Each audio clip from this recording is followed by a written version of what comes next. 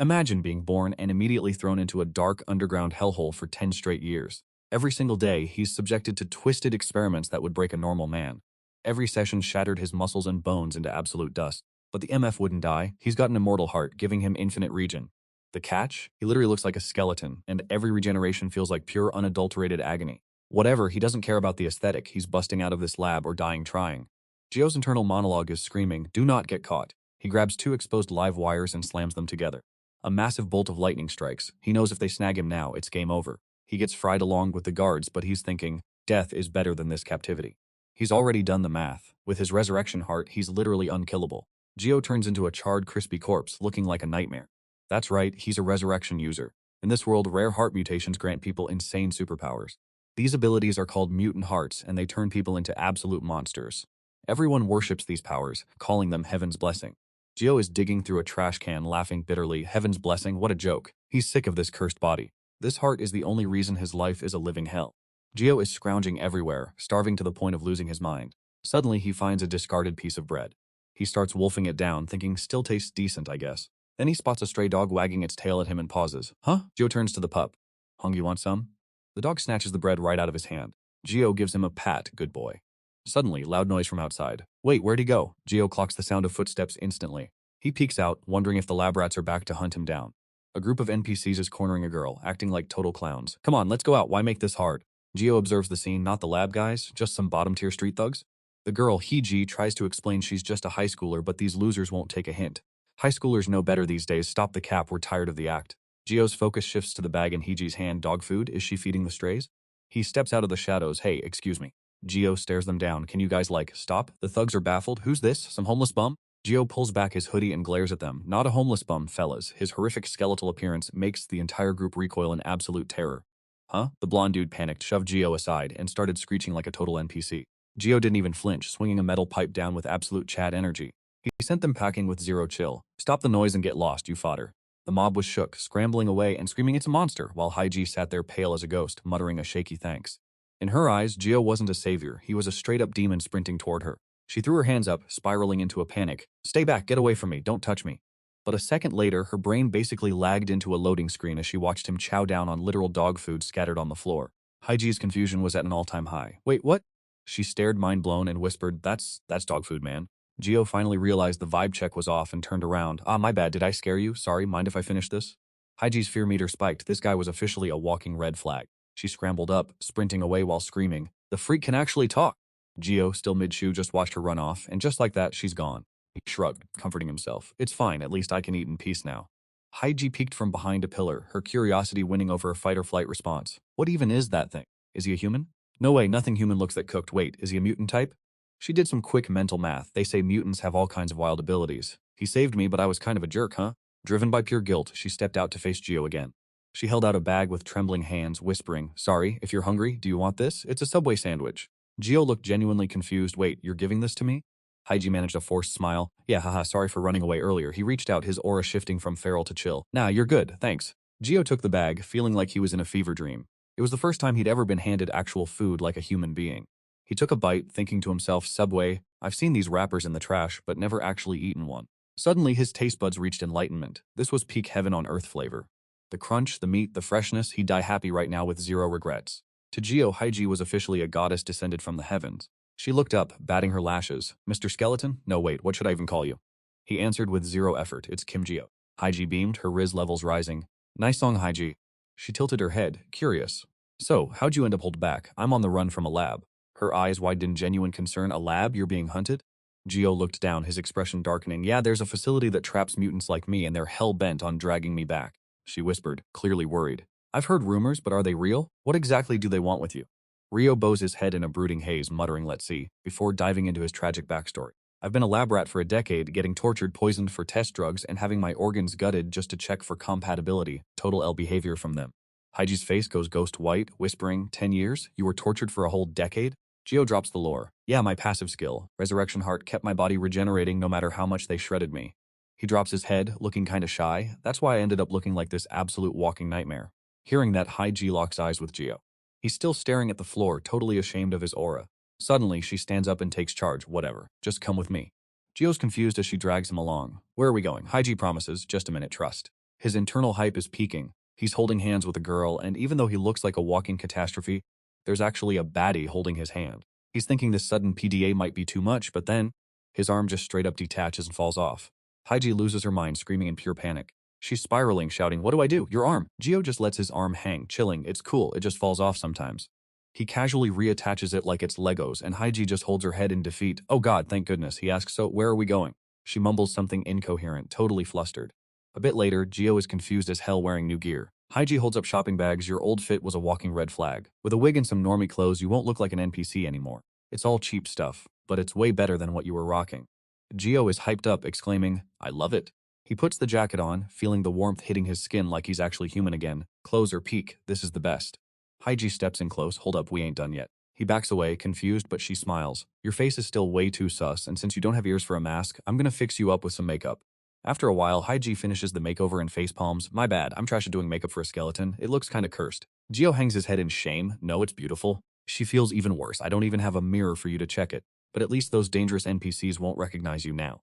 After a long silence, Haiji cheats through her fingers, wondering why Gio went quiet. Then she suddenly screams, "Ah, I'm gonna be late. I'm cooked. I have to get to cram school." She rushes out, shouting, "So glad I met you." "See ya." Gio is left stunned. Yeah. Haiji tosses one last sweet remark over her shoulder. "Make sure to take care of the dogs." Watching her leave, he repeats her name to himself like a mantra, Song Hiji. As he lies down to rest, the realization hits, take care of the dogs? Does that mean she's coming back tomorrow? Back at the lab, he was treated like a stray dog, and everyone else just ran away screaming the second they saw his true face. "She's literally the first person to treat me like an actual human being." He affectionately pets the dog next to him. "It's all thanks to you, man. If I hadn't found you and bailed on that hellhole, I never would have met Haiji. Thanks for real." The pup happily licks Joe's face in response. So he asks the dog, "What should I even name you, huh?" "How about Potato? Does Potato sound good to you?" Potato barks in agreement, and Joe realizes, "You like it, don't you?" He looks up at the sky, daydreaming. "Potato, that Subway sandwich was actually fire. Haiji even brought me clothes and actually talked to me. She's literally an angel. I can't wait for tomorrow. If I stay here, I'll get to see Haiji again, won't I?" The moment that thought hits him, Gio bolts upright like he's just seen a ghost. Panic sets in as he realizes what the hell he just said out loud. Do I really want to put Haiji, my literal savior, in danger because of me?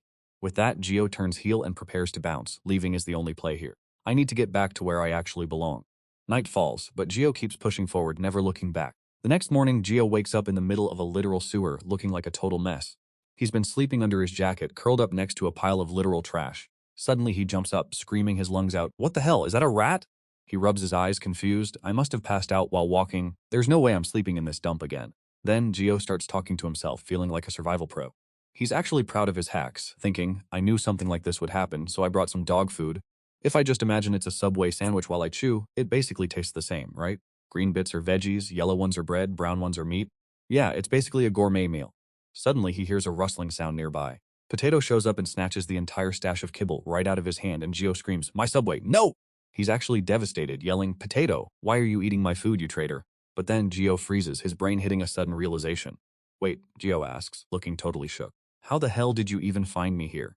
Don't tell me if Potato is here." Seconds later, he hears Haiji's voice, and Gio's heart just melts. I guess having a dog around is a massive W after all.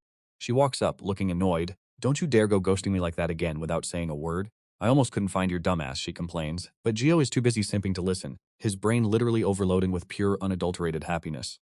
"I spent the whole day looking for you. I had to use the dogs to track your scent, otherwise I never would have found you." She shoots him a lethal glare. "I had to run all over the place because of you," and Gio just bows his head, muttering, "I'm sorry."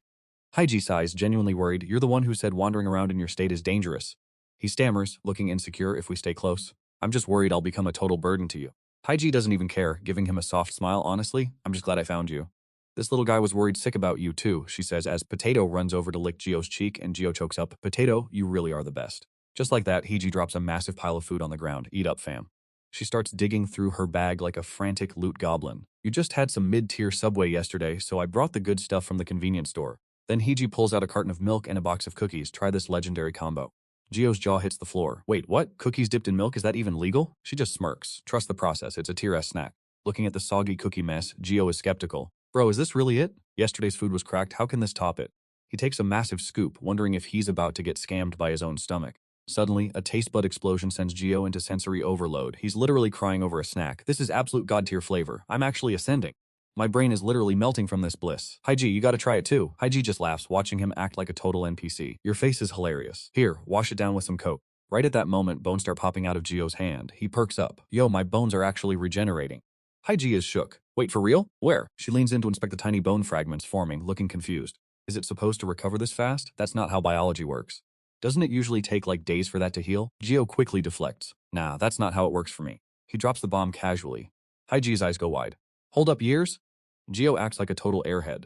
Yeah, I gotta eat a lot for it to work. She's still not tracking. Eat? Is there no other way? Internally, he's thinking, I literally just need a gallon of blood, but I'm not trying to traumatize this queen, so we keep that on the down low. So Gio hits her with the lie. That method only works in the lab. Eating regular food is plenty now. Haiji isn't letting it slide. Wait, the lab could actually heal you? Gio keeps it 100. Yeah, because they were treating me like a test subject, obviously. He stares at the ground, mumbling. That's why those clowns are still hunting me, no matter how hard I hide. Haiji's face drops as the realization hits. Don't tell me that's the real reason you ghosted me. Gio finally folds. Yeah, if you get caught up with me, you're cooked. Stop being nice, it's dangerous. Haiji immediately goes full main character mode. Bet we're going to the police station right now. Gio sighs, defeated. Even if we go, they'll just treat me like a monster and start blasting. But she's not backing down. Don't trip, my sister is actually a cop. She drops the ultimate trump card to get him on board. She's a mutant just like you. Gio, your sister is a mutant too? She nods, locking in. Facts, believe me, but he's still hesitation maxing. Haiji sees the doubt and sits down, giving him that pure angelic smile. Trust me just this once, okay? My sis is a real one. That hits different, and Gio finally pauses. She squats down to talk to the dogs. I'm heading out early today. You guys play nice, alright? Be good, okay? The rescue squad is gonna hit you up soon. The dog Koi just sits there vibing. Once she's gone, Gio pets the dog, feeling that emotional damage. You saved me again. Thanks, buddy. Gio locks in, his resolve as hard as steel. I ain't gonna keep running like a coward. I'll see you again. Gio follows Haiji. For the first time in 3 years of constant running, someone actually reached out a hand. This feeling is foreign but kinda lit. Is it actually possible to stop running and just live? Just when he thought he was in the clear, a car comes out of nowhere, total NPC behavior. Haiji is straight up shook, witnessing this absolute disaster. The car clips Gio, sending him flying like a ragdoll in a glitchy game. He hits the ground hard, head first. Hiji's screaming like she's in a horror flick. But the bald thug grabs her, barking orders to secure the target before the heat shows up. A squad of goons pulls up in blacked out SUVs, major main villain henchman energy. They swarm Gio while the boss lights up a heater, acting like the main character. The thug walks up, toxic and salty. Finally caught your trashy ass, he growls at his minions. Drag him away, he's gonna pay for every bit of trouble he caused. The black SUVs start rolling out, the vibes are officially cooked. They've got Gio tied up, dragging him behind the car like some kind of bottom-tier loot. He's getting treated like dirt, grinding against the asphalt while screaming his lungs out. In his head, he's spiraling, damn it all to hell. He's clawing at the road, trying to find some shred of plot armor to stop this. The internal monologue hits different. It's all my fault, just because of me. Haiji got dragged into this mess too, a true canon event for his trauma arc. His fingernails are ripping off, leaving a trail of blood on the concrete. Yet the car keeps dragging him along, zero mercy from these NPCs. He's seething with pure rage. This trash ability of mine is useless. Somebody please? Suddenly the local stray dogs decide it's time for the raid boss music to kick in. They swarm the car, sinking their teeth into the rope tied around Gio's neck. Gio is absolutely stunned. The pack is actually holding the line.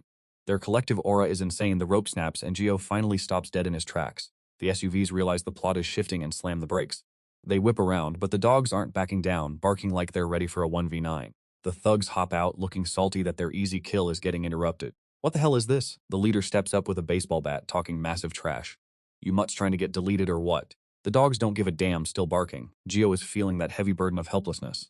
Nah, these thugs start swinging bats at the dogs. Where do you think you're going, you pests?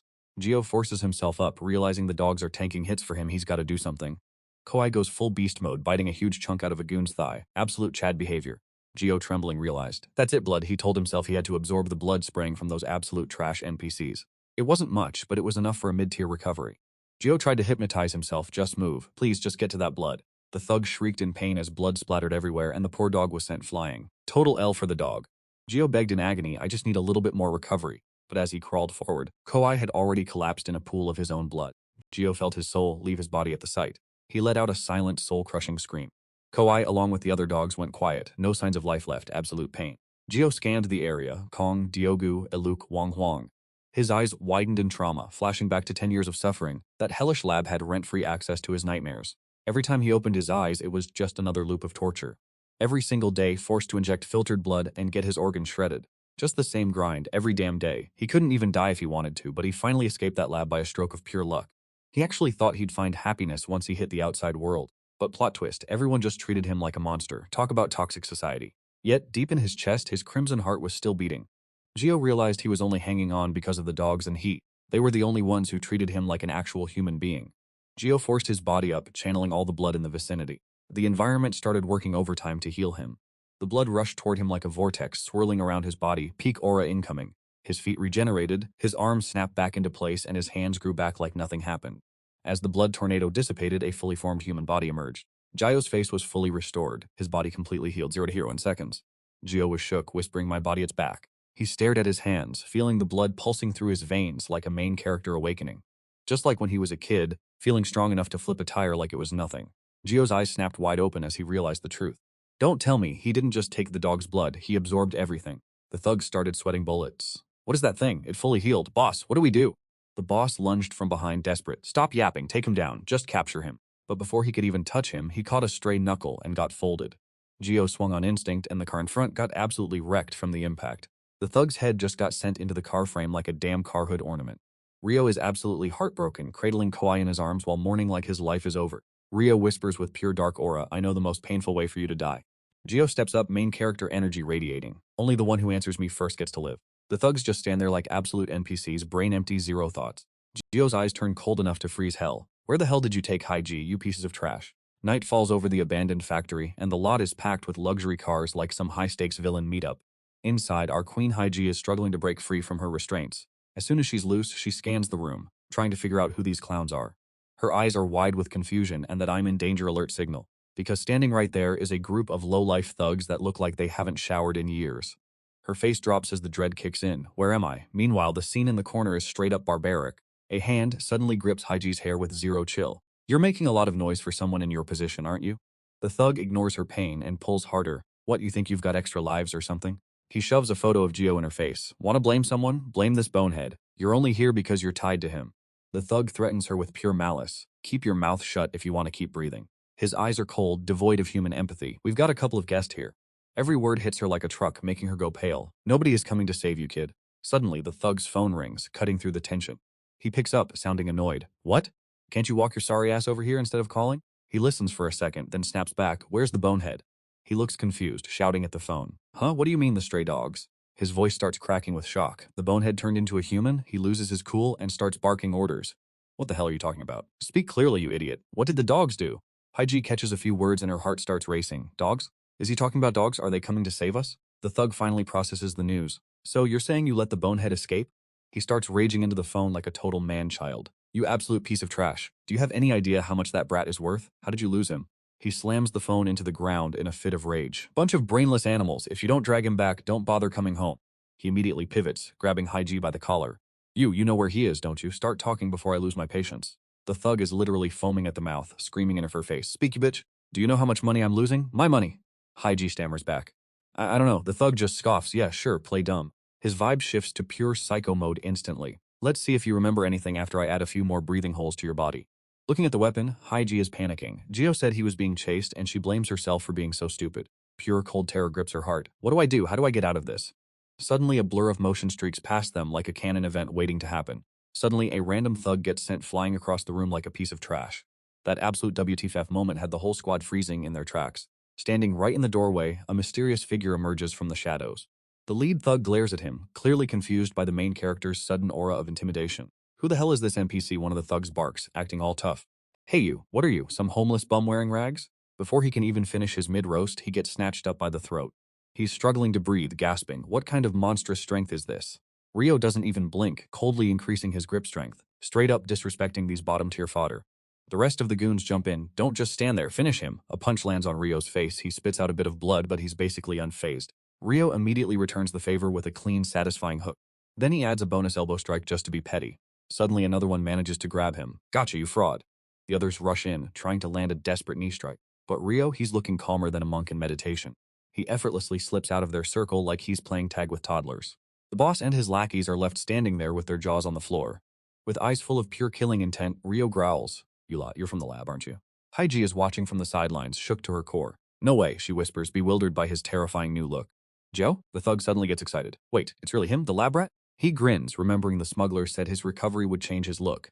Damn, they weren't lying. You look completely different. The thug chuckles sinisterly. Thanks for the delivery as he pulls out a gun, happy that the MC walked right into their trap. The boss starts barking orders. Get all the heat. Bring out everything we've got for this job. Every single one of them whips out a weapon. It's about to go down. They start spamming lead. He's a walking payday, boys. Don't hesitate. Unline everything you've got. Geo just stands there, taking the bullets like he's trying to tank the entire server's DPS. They keep pumping rounds into him. Don't stop. Keep firing. Inside Geo's head, there's only one thought. Damn, that actually hurts. He feels his skin getting shredded piece by piece, and it's not just a surface-level debuff. His bones are shattering into dust, and he's losing the ability to even draw a single breath. His lungs are Swiss cheese. He's literally suffocating. Hygie screams in pure agony and helplessness. Stop it. Geo collapses and the gunfire fades into silence. This absolute fraud finally hit the deck. He was drowning in a sea of tragic blood-red despair. But suddenly, a mysterious hand reached out from the void, fingers dancing as they coiled around that crimson energy, clutching it tight and greedily absorbing every drop. A thunderous heartbeat echoed out, and the scar-faced goon shrieked, "Boss, what the hell?" The whole squad was stunned into NPC mode. This guy just respawned, and even the leader was losing his absolute cool. He rose from the dirt like a mindless zombie. Because right in front of them, Geo was devouring that red aura like it was a cheat code. The panicked screaming snapped them out of it. "Stop staring, you idiots! Shoot him! Do something!" But the second those bullets hit, Geo felt every single impact. Not a second later, the second round was already tearing through the air. Then came the barrage, every single shot dead set on liquefying Geo's skull. His gaze remained cold, nonchalant, watching the bullets fly, not just piercing him, but blowing his body to shreds. Geo felt every single cell regenerating, yet weirdly enough, it didn't hurt like it should. Maybe it's because he's already been through hell and back in his past life. The kind of torture that breaks a man's soul happened on repeat. Those experiments left him desensitized. Nothing these thugs do could ever touch the pain he's already survived. Back to reality, and he sent a fist flying straight into Scarface's grill. Geo knocked that first clown out before he could even blink. He stared them down with pure unadulterated aura, looked at their guns, and deadass said, "I could do this all day." One of them tried to run his mouth. He just launched him into orbit. But he was the first to get humbled and cooked. The guy tried to block, but Geo snapped his arm bones like they were dry twigs. The rage was building, and he wasn't holding back a single ounce of power. What really ticked him off was seeing the mooks who were supposed to be protecting him get sent flying too. He unloaded all that pent-up fury onto every single one of them. Suddenly, a memory of Kawhi flashed through his mind. That vision only highlighted how weak he really was. It was a brutal wake-up call. Out of nowhere, the lead thug screamed, "Stay the hell back!" He was trying to act tough, but his hands were shaking like a leaf. "Don't come any closer or I'll blast this girl." That threat just pissed him off even more. Impossible. The boss's face looked like a mangled, stomped-on rice cake, while Geo's expression was pure lethal intent, thinking, "I'll make you pay every time we meet." And with a final strike, the guy went flying into a vase. After a moment, the goon finally started to regain his senses. Suddenly, a dark figure loomed over him, completely blocking his view. Now that his life is on the line, this fraud finally realizes he's cooked and starts begging for mercy. "Please spare me, I'll do anything you want. Yeah, keep crying, I'll take for you." But our MC isn't having it. He's got zero chill and decides to turn this clown into a permanent resident of the floor. The thug is literally coughing up blood, but Geo just keeps serving knuckles straight to his face. No mercy for the weak. What follows is a brutal combo, with Geo unleashing all that pent-up aggression like a main character who just hit his awakening. The speed of his strikes is scaling up, his APM is officially through the roof. Second, still, thug's face is looking like a swollen pig head. Talk about a total face-slapping moment. Geo just stares down at him with that cold, emotionless aura, absolute Chad behavior. His hands are dripping red now, truly painting the masterpiece of this beatdown. Geo gently pulls his hand away from the thug's pulverized face. Look at the scenery, a graveyard of NPCs lying scattered everywhere like broken trash. Geo's killing intent is still spiking. He's fully immersed in the battle flow. Hygie watches from the sidelines, her voice trembling as she calls out to him. Hearing her voice snaps Geo out of his combat trance. He finally starts to move. He pivots, his gaze locking onto Hygie as he starts walking her way. He stalks toward her, still radiating that heavy vibe, leaving Hygie stuttering in pure terror. "Are you really okay? You took so many hits," she asks, worried out of her mind. Suddenly, Geo collapses into her, pulling her into a tight, desperate embrace. He's actually tearing up a rare, vulnerable moment for our edgy protagonist. Geo's voice cracks as he chokes out, "I'm just still alive." He's trembling while recounting the trauma. All his comrades are dead, wiped out by those dogs. That's why he was losing his mind with worry. He couldn't handle the thought of losing Hygie too. He finally lets out a sigh of relief, feeling like the world just got a little less heavy because she made it. Hygie listens to his confession, her eyes softening with a heavy, pained look. "I feel so useless," she whispers. She places a gentle hand on his back, pulling him into a hug that screams genuine, heartfelt emotion. "If anyone should be saying thanks, it's me," she tells him. In the middle of this chaos, the police swarm the scene like NPCs finally arriving at the quest marker. Move it, get the suspects loaded up." The thug is officially detained, the classic straight-to-jail experience. The rest of the gang gets rounded up too. The cops are combing for evidence, wondering how this gang war resulted in this much absolute carnage. Meanwhile, Hygie and Geo are eavesdropping from outside the warehouse, wondering if they're going to get dragged into this paperwork nightmare. Hygie keeps her cool, acting like a total boss. "My sister said to bail, involving ourselves with mutants is way too much drama."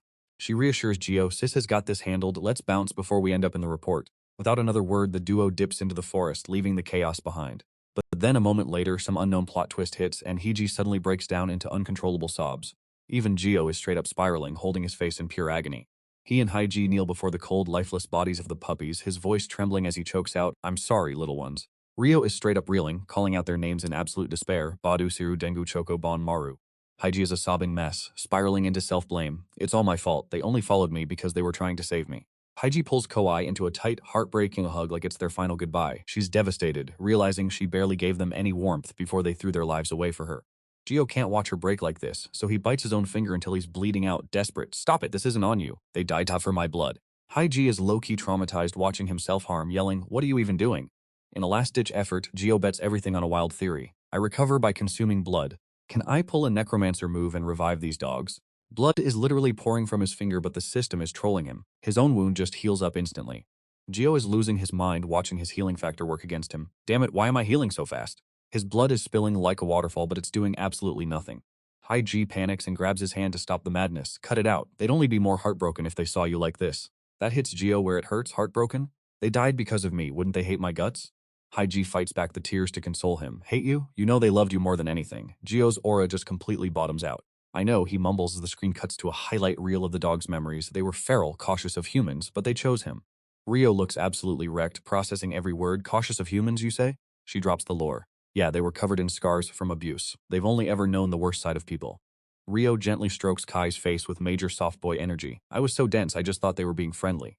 Haiji keeps it 100. "Exactly, so if you keep self-destructing and blaming yourself, you're just disrespecting their loyalty." Rio softly pets the puppy's head, falling into a deep, introspective silence. Haiji's eyes are glowing with empathy. It's obvious why they bonded. They saw a kindred spirit in him. Every word she says is a canon event for Gio's character development. They realized he was just as broken and isolated as they were. The mental shackles finally snap. Gio's heart is finally starting to mend. "Thank you," he whispers when suddenly a faint, weak bark echoes through the silence, making them both jump. Haiji is low-key crying tears of joy as she spots the lone survivor Kouai's pup. "Oh, thank God, you actually made it." The puppy trots straight toward Gio and the duo is left shook. "Wait, what?" The pup sits down, wagging its tail like a loyal NPC. Haiji wonders if it's actually choosing him. Gio leans in with that soft main character gaze. "You don't hate me? I'm the reason your family is gone."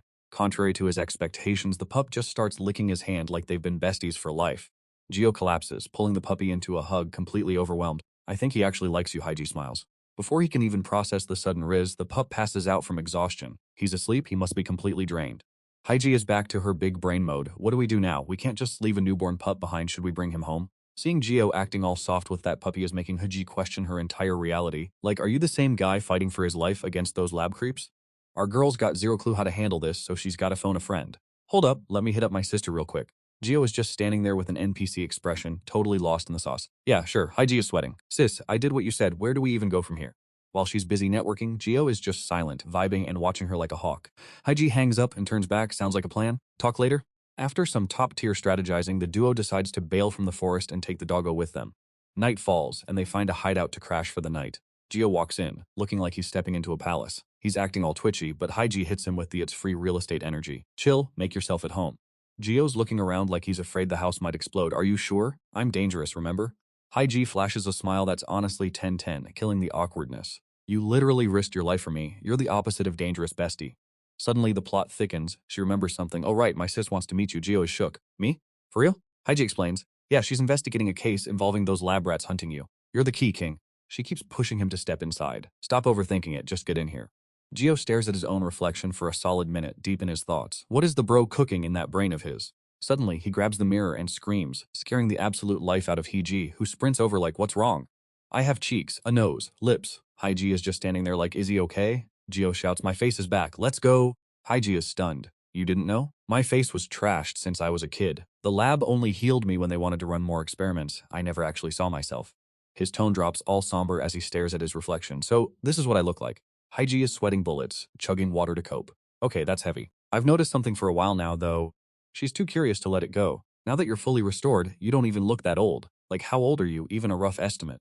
Gio looks confused as hell, counting on his fingers like an elementary schooler. "Age? Bro, I haven't counted that in forever." The memories hit him like a truck. "I entered the lab at 7, did 7 year-end exams, been through 3 seasonal cycles since I escaped." After some major mental math, he finally drops the number. 17. Haiji literally chokes on her water. "Wait, we're the same age? Why did you never mention that?" She's way too close, and Gio is blushing hard, looking down at his feet. I was just happy you treated me like an actual human being. That shy soft boy energy hits Haiji like a truck and she freezes up. She's caught in 4K trying to process her own feelings. Why is this so sad yet so adorable? To save her sanity, she pivots hard. Let's just call each other by our names from now on. Gio agrees instantly. Bet. Haiji, food's coming, go get cleaned up. The boy obeys like a well-trained golden retriever. A little later, the puppy is absolutely destroying its food, tail wagging at 100 man. It's not just the dog, Gio is absolutely loving life right now. The food is hitting different, so good. Everything is so warm and delicious. Seeing him inhale the food, Haiji breathes a sigh of relief. It's just egg and soy sauce on rice. Sorry, I'm not a gourmet chef, but I'm glad you like it. Gio looks like he's been reincarnated after that bowl of rice. Nah, this is literally the best thing I've eaten in years. While doing dishes, she remembers one last thing. Oh, my sister said she's swamped with work, so she won't be back tonight. Gio is officially satisfied. The table is wiped clean. After the feast, Haiji sets up the sofa. Pauses confused. Here, are you sure? Haiji is baffled. What? Why you don't like it? Gio's riz is in the negatives as he panics. Wait, our MC fumble like a total noob. Haiji can't help but giggle. Chill, just take this blanket and sleep here. Gio handles that blanket like it's a divine tier artifact. Thanks. Haiji flicks the lights off and heads to her room, leaving us in the dark. Gotta grind some homework, so I'm out. Don't stay up too late. Gio is out here catching feelings. Yeah, thanks again.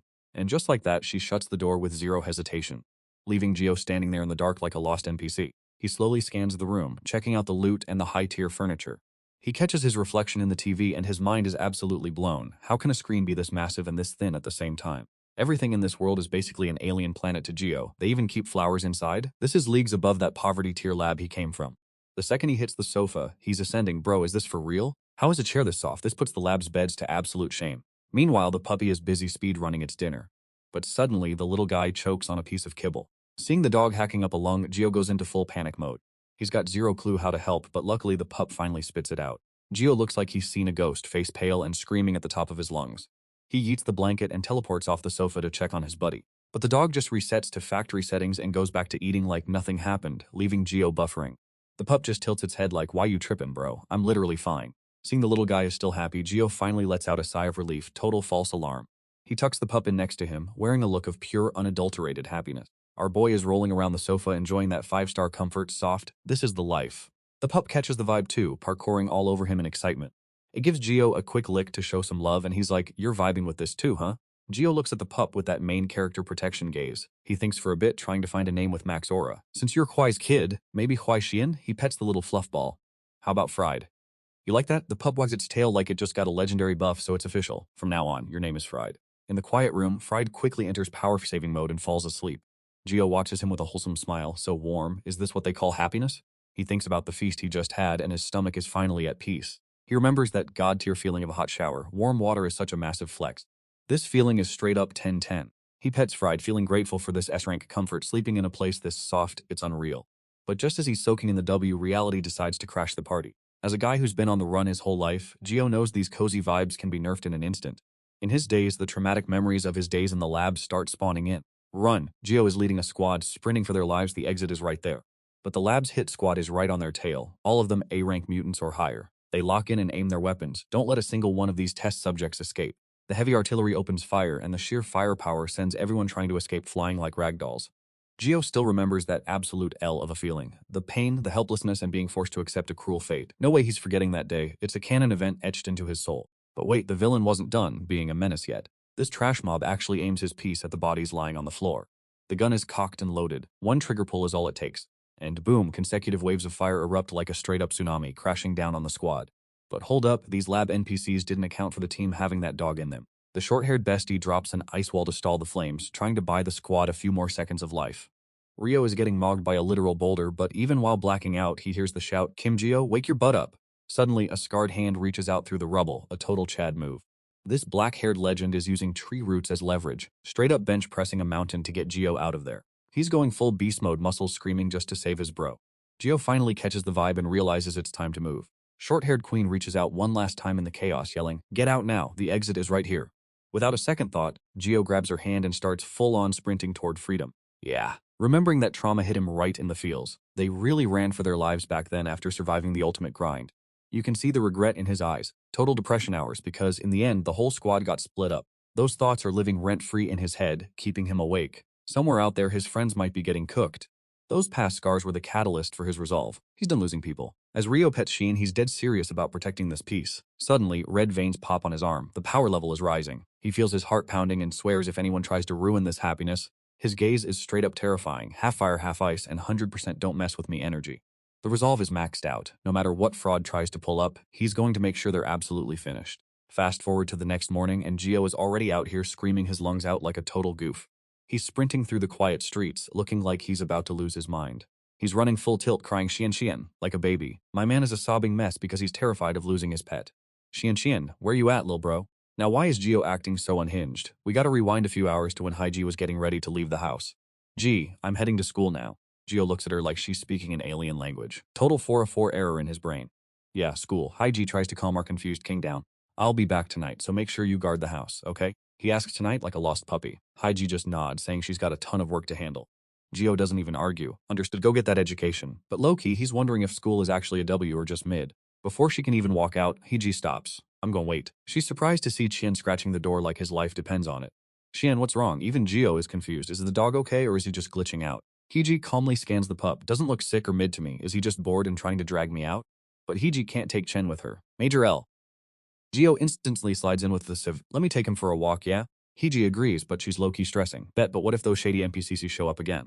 Gio hits her with that main character confidence. Nah, it's fine. I'm basically unrecognizable right now. Zero aura of suspicion.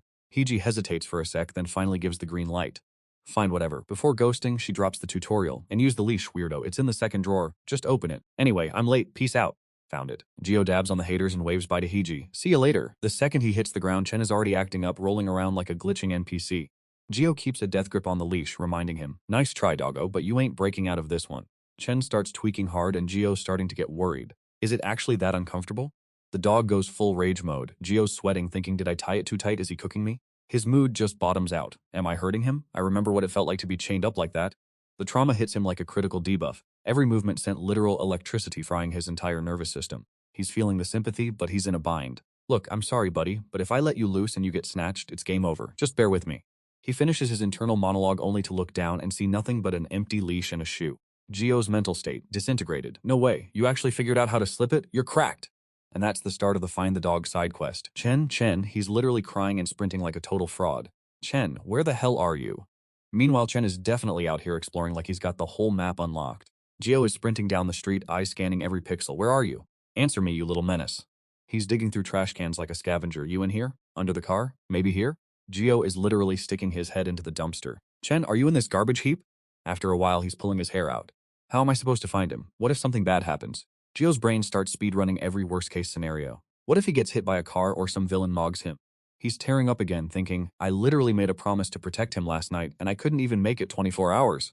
Suddenly, some noise pulls him out of his panic. Across the soccer field, he spots a familiar silhouette grooming itself. It's the school grounds, and this dog is just chilling there, absolutely vibing. Gio's not letting him get away again. He hits the sprint passive and starts booking it. Gio realizes, did he follow Hiji's scent all the way here? The PE teacher catches a glimpse of him and bam, just a blur of speed flies right past his face. Hold up, the teacher is flabbergasted. What the? That speed is S-ranked here. How is he that fast? Gio couldn't care less about the NPC teacher. His only thought is, Chen, wait for me. Inside, the school is packed with students. Groups are playing soccer, the campus goddesses are gossiping, total slice of life energy. The place is louder than a Discord call with 50 people. Gio hides behind a tree, looking completely lost. Why is everyone so happy? This is a school? Right on cue, our boy spots a group of NPCs huddled up nearby. They're gossiping about the Mutant Heart rumors, claiming they're all lab-grown trash, but who knows if that's cap or real. Then a clip pops up on a phone, a massive 1 billion bounty for unregistered mutants. Damn, talk about a dark exploitative rabbit hole. The students are losing their minds over the payout, dreaming about catching a mutant like it's a lottery ticket. Do they even have the stats to deal with gangs? Probably not. Pure delusional behavior. Gio, hearing this, realizes the heat is real. He's got to keep his head down, grab Xian, and get the hell out of Dodge. He scans the area and, bingo, found him. Xian is right there, being used as a prop for some cringy dance challenge. God, imagine having that little aura. The local school mean girls are glazing Mindong like crazy, praising her insane energy while she's chasing clout. Mindong is eating up the attention, dropping some basic mid-tier compliments to keep her fan club satisfied. Suddenly, a girl spots Qian and Mindong goes full uwu mode, snatching the dog up like it's a designer accessory. So cute. Where'd you come from, little guy? She's already pulling out the phone to farm some content for her story. Hold still, I need this dog in the frame, don't move. Before she can hit record, a gloomy, mysterious figure steps into the shot. Qian freaks out and starts barking his head off. Who the hell is this? A stalker? A total creep trying to sneak a pic? The girls go off, spewing toxic hate, acting like he's some bottom-tier social pariah. Gio, awkward as hell, creeps out from behind a tree, apologizing for the jump scare while trying to get his dog back. But wait, the girls get a load of his face and, neuron activation, the vibe instantly shifts. They're whispering, wondering if he's a freshman because that aura is definitely not NPC tier. Gio asks if he accidentally photo-bombed them and they go, "Oh, we're just filming for TikTok, wanna join the clout train?"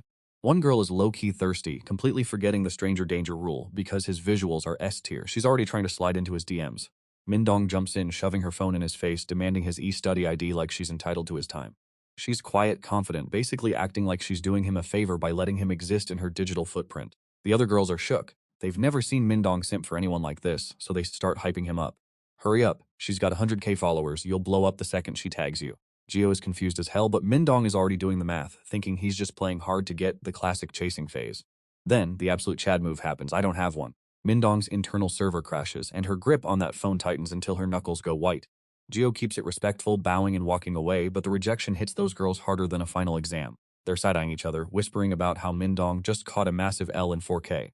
Even the mean girls usually get a pity follow, but this guy just shut it down. Mindong is literally fuming, ego bruised into the dirt. She tries to save face with a "who even asked you," but Gio doesn't care about her clout. He just snatches Chien back. "Sorry, Chien, I won't let you get lost ever again," he mutters, ignoring the queen of the cafeteria completely. But turns out there's another main character syndrome victim watching from the sidelines, looking absolutely pressed. Taegu is seething, glaring at Gio like he's just violated his territory. The sports bros chime in with the classic "Yo Taegu, isn't that your dog? Just to watch the world burn." Look at this NPC trying to flex a dog just to pull minion. I've been watching this clown for a while. You really don't know who that is? Probably a new transfer student, same grade. Taegu is absolutely pressed, his face is redder than a strawberry. This dog is hitting on minion right in front of the main character? He just yoinks the ball from some side character's hand. Give me that. The poor dude is just standing there, completely lost. A ball? The second Taegu gets into his shooting stance, the friend finally realizes, "Hold up, didn't this guy break someone's nose last time?" Taegu couldn't care less and launches it. "That wasn't my fault." The ball rockets through the air like a heat-seeking missile. It's almost at Gio's head before he even realizes it's coming. But Gio doesn't have the reaction time. A split second later, the ball is already inches from his face and he barely shifts his head. Boom, face tanked. He took that full force blast directly to the snout. The local school beauty runs over, panicking. "Are you okay?" They see something dripping down and scream, "Blood, are you alright?" Taegu walks up, playing the innocent card. "My bad, slipped." Mindong is fuming. "Damn it, we just laughs it off. My bad, bro. Pure accident." Mindong checks on Gio, but then a dark, low-tier pressure emanates from Gio, making Taegu stop dead in his tracks. Gio goes cold and hits him with the warning, "My dog almost got hurt. Apologize." Hearing that, Taegu laughs so hard his eyes squint shut. Wait, is he bleeding from both nostrils? He finally realizes and covers his face. Mindong is watching. "You absolute fraud." Taegu pulls a fake apology. "Oh really? Guess it hit your face. I broke some other guy's nose last time. You should probably hit the infirmary." Gio hugs the dog tight, radiating absolute menace. "I'm fine, but my dog almost got hurt. Be more careful next time." Taegu isn't listening, just internally mocking Gio for trying to act tough while his own nose is leaking. He just mumbles through it. "Sorry, dogs are precious, man." Gio smiles back. "Apology accepted, I'm actually fine." Not wasting any more breath, Gio bounces. "I'm heading out. Let's go, Xian." Taigu's crony walks up stunned. That dude is built different, isn't he? Taegu shuts him up with a glare. Before they split, Taegu gives a sinister order. "Find out what class that piece of trash is in. I don't like his vibe." Meanwhile, Gio is already vibing again, sighing in relief, almost lost Chien there. A new feeling is growing in Gio's heart. Thanks to Chien, he's starting to understand what school life is, and he's actually making friends his own age. Thinking about that, Gio's lips curl up. This is so fun. If I keep coming here, will I get even more friends? Right at that moment, someone calls him back. "Hey buddy." Taegu struts over, throwing an arm around him like they're besties. "About earlier, my bad." Gio looks confused at the word buddy, but Taegu is already leaning into the gaslighting. "We're in the same grade, we're basically best buds already." He hits him with the classic lure. "I felt bad for hitting your face earlier, so let me treat you to some snacks." Mentioning snacks, Gio is basically drooling now. He asks suspiciously, "You're really buying me snacks?" Taegu doubles down, full riz. "Of course, the pastries here are god tier." Gio pats Chien and asks Taegu, "Is there anything here my dog can eat?" "Absolutely, whatever you want. I'm buying." Taegu claims, laying on the honey-coated lies. "I was just trying to look cool for the girls earlier. You gotta be starving. I'm gonna load you up with so much food." Before he could even process what was happening, a shoe sole slammed right into him. The sheer force of that kick sent Gio sliding backward like he was on ice. As he scrambled to his feet, some NPC started yapping. "You actually followed us? What a simp." Zhao's eyes turned cold as the trash-talking continued. Imagine being this pathetic just for a piece of bread? Standing before him was a group of low-life losers. This guy's definitely got a few screws loose. "Let's feed you until you can't move." Taegu lured Gio into a trap surrounded by thugs just to bully him, the absolute audacity of these jobbers. Taegu's goons swarmed him and the leader raised a hand, sneering, "You absolute clown."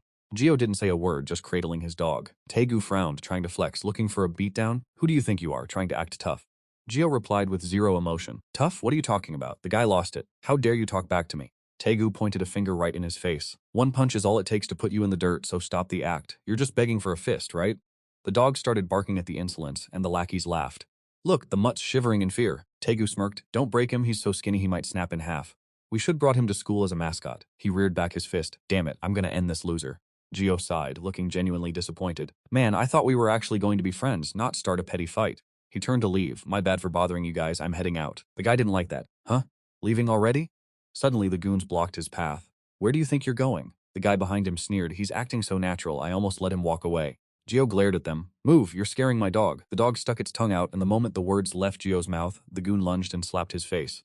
You're no different from this mangy dog, daring to bark at me. Before the goon could even finish his follow-up, Gio countered, sending him flying with a nosebleed. The whole squad froze, staring at the guy twitching on the ground in total disbelief. What just happened? How is he already down? Tegu's jaw dropped. Wait, is this a glitch? My eyes are playing tricks on me. He just flicked his hand and that guy went flying? The pack swarmed him all at once. You piece of what did you just do? They screamed in rage, but Gio just stared them down with eyes that could kill. His aura flared, a literal flash of light, and with one single punch he sent the entire squad to the Shadow Realm. Tegu backed off, trembling like a leaf. Gio closed the distance in a blur, and Tegu started bawling, throwing his hands up out of pure instinct. Gio's fist stopped inches from his face, but the air pressure alone felt like a seismic shift.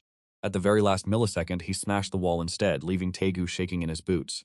Gio warned him with a death stare. I told you to stop, you're scaring the dog. The dog looked smug while the rest of the thugs panicked. They scrambled to flee, screaming, He's a monster, run! Taigu stared at the massive hole in the wall, thinking, no way, did he actually dent concrete with his bare fist? Tegu hit the floor, realization sinking in, I'm cooked. If that hit me, my bones would be dust. Snot and tears streaming down his face, he finally realized he'd messed with the wrong guy. He started bowing frantically. I'm sorry, please, I won't do it again. Tegu pulled out his phone, desperate, showing a pic of Poppy. They were the ones who wanted to hit the dog. I never meant it, I swear. Look, I own a dog too. His name is Poppy, isn't he cute? Rio had a sudden internal monologue. Wait, he actually has a dog being? Seeing the dog on the phone screen, his eyes lit up and he kept begging, please, just let me off the hook this once. A thick, awkward silence swallowed the room whole. Then he looked at Shinbao and said, You've worked me up such an appetite. I just remembered I haven't eaten a thing all day. Taigu was floored, thinking, seriously, right now? He looked at Gio's blank, emotionless expression and realized exactly what was happening. This kid is fake forgiving me just to milk a free meal out of me. What a conniving snake. Scene cuts to Hijin sitting in class, just trying to study. At the snack bar, Taigu drops a mountain of food on the table for Gio. He and Qian's eyes sparkled with pure gratitude. Thanks, I'm gonna devour this. Go ahead, dig in. Gio chowed down happily while Taigu watched him totally confused. Gio looked at Qian and asked, Isn't this good? There's strawberry in this cake. Qian wagged his tail like crazy, while Taigu ground his teeth in frustration. What is wrong with this guy? He was absolute top-tier muscle a minute ago, and now he's acting like a total NPC? I don't get it. He flashed back to the fight scene, thinking, that punch sent those thugs flying like they were weightless. Is he a retired athlete? A pro boxer? Taigu was deep in his analysis, but even for an athlete, can you really smash someone into a wall until it cracks? I've never seen anything like that in my life. He decided it was time to call in the heavy artillery. Gio was still busy vibing with Qian. Try this one too, it melts in your mouth. You slipped into a corner and made the call. Big brother Yun? It's me, Taigu. How have you been lately? The guy sitting in the gambling den smirked. Taigu, long time no see. What's up? He whispered into the phone. Big brother, I need a massive favor. I'm in some real trouble. Ichun frowned. What? Did some punk punch you? Are you kidding me? You're calling me because you got clapped? Am I a joke to you? He practically screamed into the receiver. This guy is a straight-up monster. This is the first and last time I'll ever ask, I swear. Please, help me save some face just this once. Some lackeys in the back yelled out, What is it? Chun chuckled. It's that high schooler, Taigu. The poor fraud got his butt kicked and wants backup. A lackey chimed in. What a moron. Who could he possibly lose to, eh? Tell him I'm on my way. Yi-chun sighed, clearly annoyed. Wushun accepted. I'm near your school anyway. Bring him to me. Taigu couldn't believe his luck. Yes, thank you so much, big brother. Taigu shot a smug, villainous look at Gio. Transfer student, you're officially cooked. Suddenly, Gio held out a snack. Want some? Taigu froze dead in his tracks. Gio continued. It's too depressing eating by myself. Taigu awkwardly handed over some sausages. No, you keep it. He looked genuinely happy. For real? Thanks, man. Taigu watched this interaction with a WTF expression. Why is this guy so strong? Taigu stared at Gio's hands while he fed the dog. They were perfectly unblemished, which made him question everything. Wait, he punched a concrete wall. How are his hands totally fine now?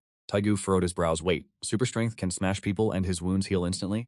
He remembered a documentary he once watched. Depending on their physique, they can use various abilities, but they only make up 0.01% of the population. You never actually see them in real life. Taigu thought, no way. He decided to just send it. Are you a variant? Hearing that, Gio accidentally spit his drink all over Chien. He stammered, No, not at all. Taigu realized. Damn, that was a dead giveaway. He covered his mouth to hide his shock. A variant? I'm seeing one with my own eyes for the first time. And he looks just like a normal human. Then Taigu thought, wait, if he really is a variant, doesn't that make him incredibly dangerous? Taigu realized showing up empty-handed against a variant meant getting absolutely wrecked, so he called Yoon again. Yoon slammed the table screaming, A variant? Wei Chun emphasized it again, completely shook. Did you just say he's a variant? His lackeys heard the intel and stared at Wei Chun while Taigu whispered into his burner. Yeah, it's a mutated heart, didn't know it was that cracked. It's too dangerous, let's just bail on the beatdown. But the boss barked back, Hell no, that's even better, we'll handle it. You just keep that fraud locked down, don't let him move an inch. He obediently played the NPC, Roger that, understood. Suddenly, Gio stood up and dropped the bomb. Done eating, I'm dipping. Taigu panicked, leaving over. Gio just flashed a smile. Heading home. Taigu grit his teeth, thinking he had to stall this loser until the squad arrived. Whatever, the weather's too nice to waste. He cooked up a plan. Yo, how about we skip class and hit the arcade? Gio looked confused, but they both headed to the game center. Gio's eyes lit up at the machines. So shiny, what is this place? He looked like he'd never seen a touchscreen in his life. Gio smiled sheepishly and kept it 100. I didn't even know this place existed. Rio did a lap around the floor, hype levels rising, everything here is so fresh. So lit, Rio pressed his face against the claw machine, low-key simping for the plushie he saw in Hai's bag. Taigu looked at him like he was a specimen. You've never seen a claw machine before? Is this guy living under a rock or just a caveman? Taigu stepped into Big Brother mode. Look, slide the coin in here. Easy clap. Like this? Taigu got impatient, not like that. Just use the joystick to grab it, simple. Gio watched the claw descend, his eyes dilated with pure wonder. It's moving, it's actually moving. And boom, he clutched that plushie on the first try. He held it like a trophy, grinning like a kid. Now I've got one just like Haiji. Taigu puffed his chest out, thinking he was the goat teacher, while Gio was just thriving. This is A-tier fun. Taigu smirked, thinking, easy money. He's baited, just gotta keep him here until the squad rolls up. Next, Taigu pointed at the karaoke booth. Hold up, you ever tried karaoke? Gio mumbled. Kara what? Taigu explained, it's where you belt out tunes. Name your track, I'll cue it up. Gio scratched his head, looking totally lost. Song? I don't know any. Taigu yelled. Doesn't matter, it's just for vibes, doesn't need to be professional. Gio replied slowly. And then a nursery rhyme started blasting. Gio went full tilt, screaming his lungs out about holding his mom's hand on a picnic and sweet cotton candy. Taigu lost his mind. Who sings nursery rhymes at karaoke? How much more weird can you get? Rio looked at him with wide, innocent eyes. Am I not allowed to sing this? It's the only one I know. He put the mic down, looking soft. My mom taught me this before I was separated from my family at 7. My life hasn't exactly been normal, so I don't know anything else. Taigu actually felt a ping in his heart. Separated at 7, life wasn't normal. His brain basically blue-screened. What is this guy's deal? Are all mutated hearts this tragic? Suddenly, Taigu broke down sobbing. Mom, I'm getting emotional too, man. He pulled some cash out of his pocket, looking at Gio with newfound respect. Who says you can't live a normal life? Screw normal, you're gonna live a legendary one. Follow me, I'm showing you a whole new world. Gio stared at him, confused as hell. They ended up playing everything, even the drum game. Taigu was sweating. Hit it harder, faster. Then they switched to rhythm game. Stop using those mid-tier strats. Gio clapped back. Isn't that how you play? Taigu shot him down. Absolutely not. Then came the dance game. Gio had zero rhythm and looked like a total bot, leading to Taigu dying of laughter. He kept it 100 with the critique. Bro, your gameplay is absolute trash. The guy just scratched his head. Man, it's actually hard. The sky was clear and looking peak, honestly.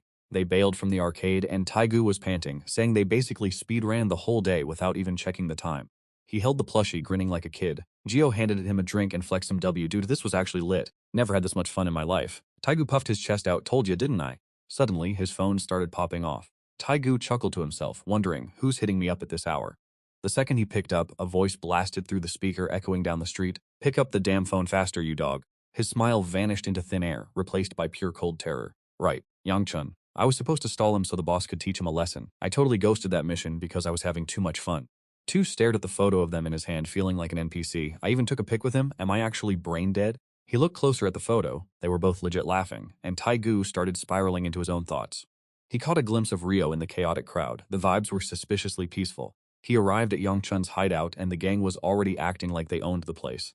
Taigu bent the knee and started groveling. My bad, boss. Turns out that guy isn't a mutant heart after all. The room turned hostile immediately. The thugs, this is a game, punk? He kept spamming the apology emote. I'm sorry. I'm legit sorry. Fear was written all over his face, but his mind was still on his new friend. I get it now. He's innocent. He didn't do anything wrong. He remembered back at the arcade asking, is that dog the only family you've got? His face had shown so much gloom and loneliness. He'd covered his eyes, pouring his heart out. Damn, that actually hit different, straight in the feels. Taigu was tearing up, showing a pic of his own dog, Poopy. I get you, bro. My Papy is 17 years old, and I'm just waiting for the day they're gone. They just sat there, two bros comforting each other. Taigu confessed. Just thinking about it makes me want to cry. I almost unalived my friends trying to prank them because of that stress. The guy just replied, man, it's all good now. Back to reality, Taegu thought to himself, yeah, I'm not doing this for him. I'm doing it for the dog. If something happens to him, what happens to the puppy? Before he could finish that thought, Yang Chun clocked him, leaving him wide-eyed and stunned. The boss landed a heavy hit that felt like it would shatter his skull. Taegu screamed in agony and collapsed to the floor. His body was shaking like a leaf, but his eyes, they were locked in with absolute determination. Yang Chun grabbed him by the hair and yanked his head up. Getting right in his face, Yang Chun growled, you think I'm joking? I asked you where the mutant is. Gu, face swollen and bruised, hung there in his grip, terrified. Yang Chun pressed his mug against him, intimidation maxed out. You think I've got infinite patience? Where's the mutant heart? Rio was focused on his gaming, clenching his teeth hard. The goons were standing around looking like trash, weapons drawn. Yo, dog. Some were playing it stealthy, wearing masks and shades. Are you deaf? Yang Chun kept cranking the pressure, squeezing Taigu's head. Do you not see us all gathered here specifically to catch that guy? Taegu rubbed his palms together, spamming the begging emote. Boss, I was with him all day. If he was a mutant, I would felt that aura. But there was absolutely zero energy. He even started clowning on Gio's pathetic form back then. That guy is just a mid-tier loser. He was gassed and gapping after 2 rounds of DDR. I thought he was strong at first, but turns out the kids he beat were just bottom feeders. Taegu looked up with confidence, committing to the cap. He's a total airhead. Sorry for dragging you all out here for nothing. Yang Chun's cheek started twitching, looking absolutely unhinged. He looked tilted, running a hand through his hair. So you're telling me there's no one here? Taegu replied, voice trembling. Yeah, that's right. The boss shifted his posture, lighting a cigarette like an absolute villain. You pressed, little man. You really out here crying because I checked your ego and roughed you up a bit? Wai Chun lights a smoke with zero chill, immediately calling his bluff. Listen here, kid, your face literally screams, I'm lying through my teeth.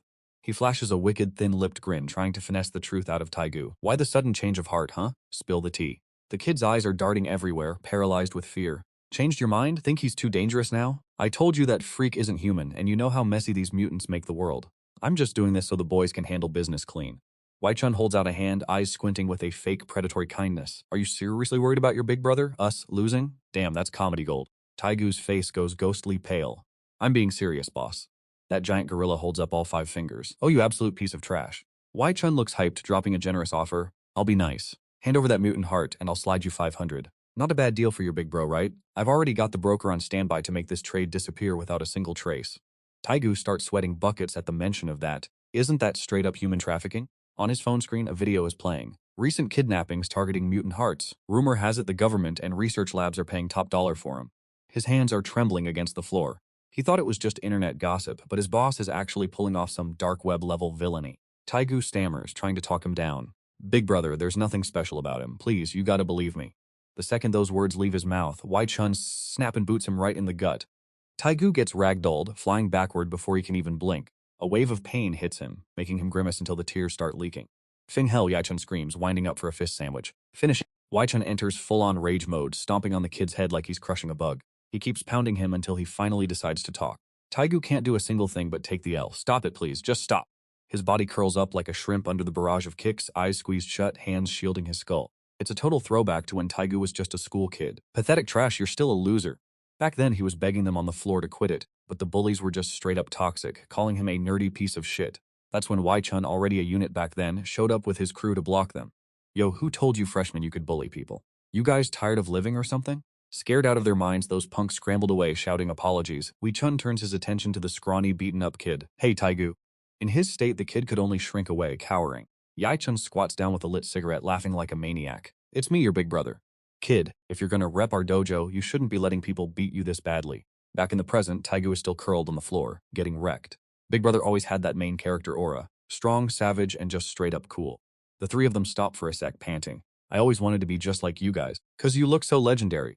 Taegu is a mess on the floor, cheeks swollen, blood dripping. Is this idiot really gonna stay silent to the grave? Does he actually not know? No, if it. I've known this kid forever. I can smell a rat from a mile away if he's lying. He squats down again, leaning in close with that toxic charisma. Taegu, you're incredibly loyal, huh? That's some real Chad energy, kid.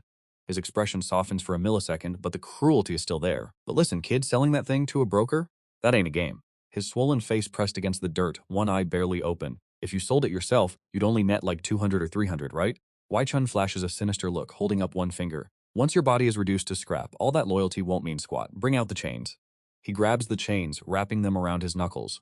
You said you wanted to live like a king, didn't you? Wai Chun slams his other fist into his chained hand. Making bank is the most legendary way to live, you absolute clown. Kid, he says, extending his chained hand with a grin, let's go live our lives to the absolute max together. Taigu's face is already looking like a dropped lasagna, but he manages to force out some words. Boss, sorry, but then he says something that makes the air turn ice cold. Boss, honestly, you're looking pretty mid right now. As soon as those words leave his mouth, his face goes pale. He realizes he just signed his own death warrant.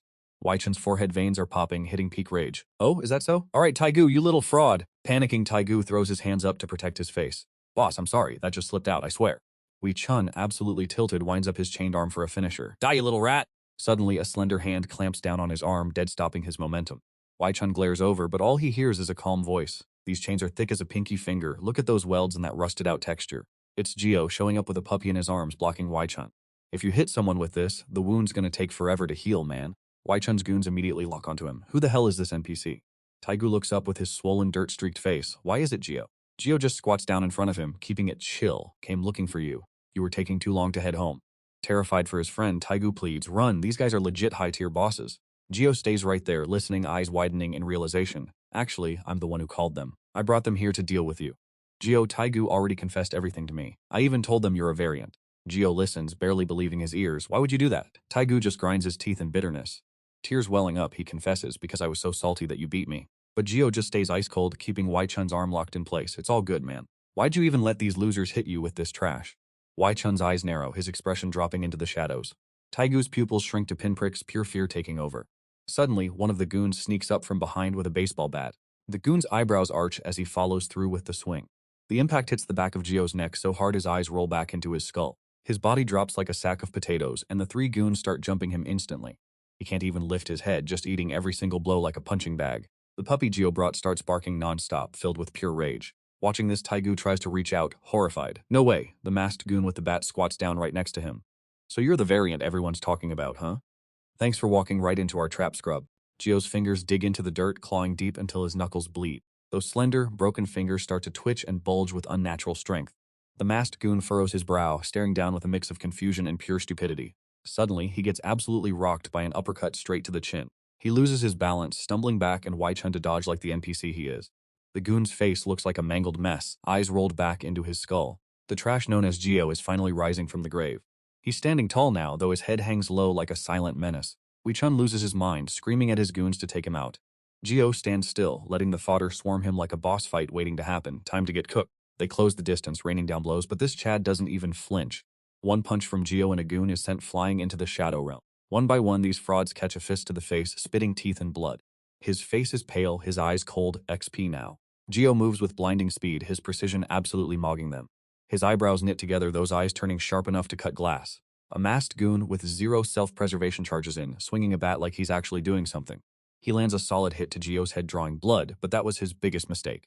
Gio doesn't even stumble, delivering a rib-shattering hook that folds the guy in half.